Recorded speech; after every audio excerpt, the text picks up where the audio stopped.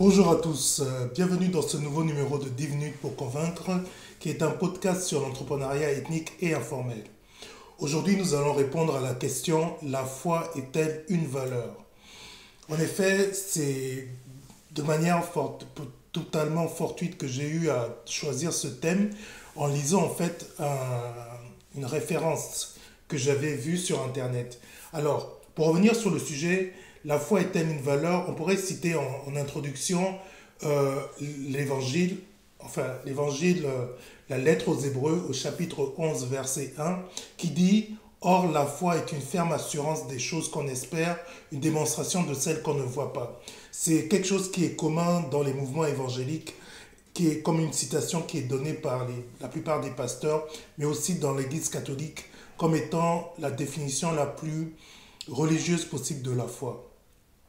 Alors, à cette définition, nous avons trouvé la nôtre, qui est la suivante. La foi, c'est la ressource psychique, énergie et conscience convoluée qui permet à tout individu, notamment les acteurs économiques, d'effectuer un parcours qui vise à s'accomplir spirituellement avec une vision de vie et ou se réaliser matériellement avec un rêve dans le temps. À ce titre, nous avons fait un néologisme avec l'adjectif fixif, qui est dans le féminin est fixive, qui se rapporte à la foi en tant que substantif. On prendra par exemple que, on pourra dire par exemple une épreuve de foi est une épreuve fixive. Donc c'est ce néologisme en fait que nous avons utilisé dans nos livres, dans les livres de la collection de The Black Kingdom. Alors, comme je vous ai dit en introduction, le sujet de la foi est-elle une valeur était en fait une réflexion que je menais personnellement sur le travail de la méthode K, et j'ai découvert un article de Le Devoir qui a introduit la problématique de mon propos de ce jour. Et Le Devoir répondait au prêtre et député Raymond Gravel en affirmant que la foi n'était pas une valeur. Alors, nous, notre but n'est pas de trancher dans le conflit, mais de positionner la foi vis-à-vis de l'entrepreneuriat en tant que valeur et socle de travail de ces entrepreneurs. Donc, nous parlons toujours d'entrepreneurs ethniques et informels. Alors, nous allons faire une digression. En fait, nous allons écouter l'avis d'un expert. Teddy Guminama est un growth marketer qui se définit comme un éducateur des sens. Notons que dans notre travail en entrepreneuriat ethnique et informel, nous accordons une importance toute particulière au sens à donner à sa vie, ainsi qu'à l'usage de son ou ses dons, qu'on appelle communément la lumière. Donc, comme M. Teddy Guminama s'identifie comme un éducateur des sens, il nous intéresse tout particulièrement pour ce sens à la vie que nous voulons trouver en tant qu'entrepreneur ethnique et informel. Alors, Monsieur Teddy Gumunama est spécialisé sur les questions d'éthique et de prise de décision et a été mon mentor dans The Wildland Council sur les questions d'entrepreneuriat ethnique, et nous allons l'écouter ci-après.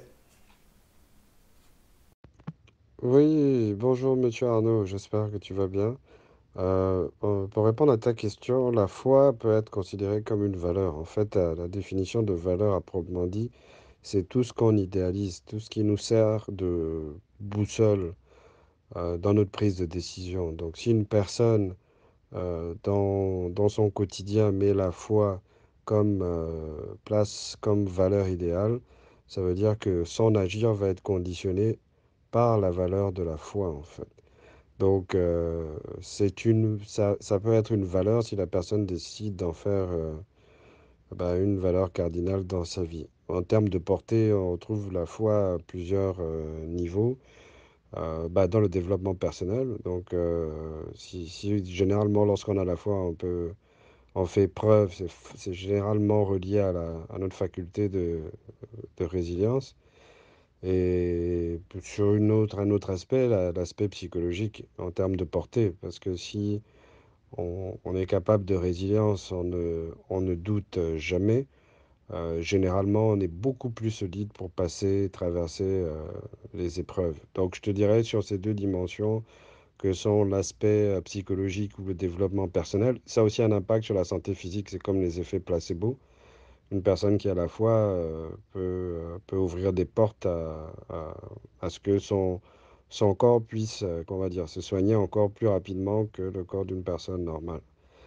Donc, je te dirais, au niveau des portées, je t'en cite trois, il peut en avoir plus que celle-là, mais en gros, c'est ça. Mais pour conclure, c'est bien, ça peut être bien une valeur. Merci, Monsieur Arnaud. Alors, nous remercions M. Teddy Ngumilama pour avoir pu dégrossir en fait le sujet, nous donner une définition ainsi que la portée de la foi en tant que valeur. Et nous reprenons un peu notre propos en disant que depuis les années 2012, je mène un projet de recherche que j'ai publié pour la première fois en 2018 qui s'appelle la méthode K. Donc la méthode K a pour slogan la foi est notre force et notre moteur. Et la méthode K trouve une application tout spécialement dans l'entrepreneuriat ethnique et informel que je souhaite à présent développer comme deuxième partie de mon travail. Alors, pour nous, la foi est une valeur en ce sens que elle permet d'édifier la philosophie informelle des peuples du Sud, d'où est tiré justement l'entrepreneuriat ethnique.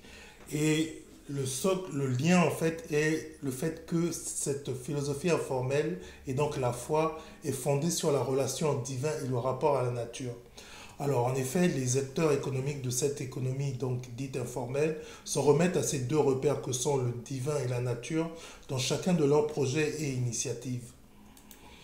Il n'y a donc pas de honte à avoir à mettre en premier plan de sa vie entrepreneuriale le devient à la nature dans ce type de sphère économique où au quotidien on mène des activités qui sont en fait des activités basiques, amateurs et qui dans notre travail visent à atteindre un jour le plein, la pleine, comment on pourrait dire ça, le plein professionnalisme en fait, quoi. Parce que l'entrepreneuriat informel est dit amateur, mais avec mon travail, je souhaite amener, non seulement sensibiliser les personnes à la qualité dans les extrants, mais aussi amener l'ensemble de la science entrepreneuriale informelle, qui est une science, mais une science, une industrie aussi pour certains.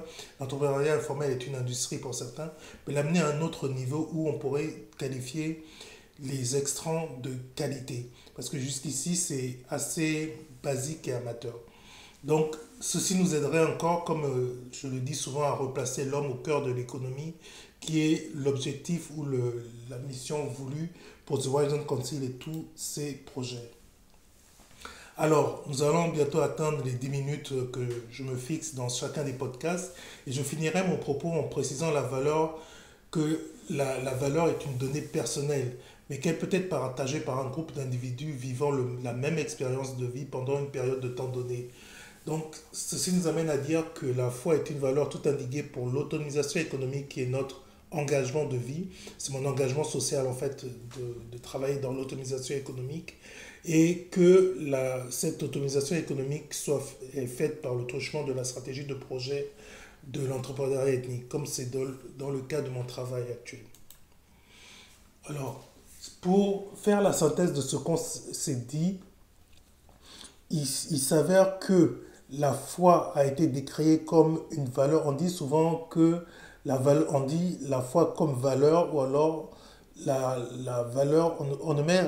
Les gens sont assez timides à prendre la foi comme valeur parce que on prend en compte que la religion est un endoctrinement et surtout les gens sont très pudiques dans le domaine financier et économique à mettre Dieu en premier plan dans leurs activités.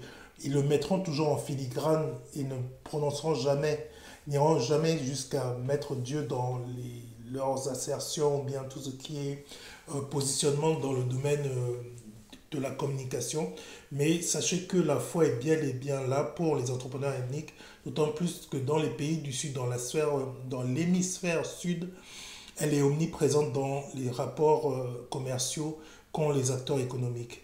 Donc voilà, il ne me reste plus qu'à vous souhaiter une excellente suite de journée et de semaine et vous dire à très bientôt pour un autre numéro de 10 minutes pour comprendre.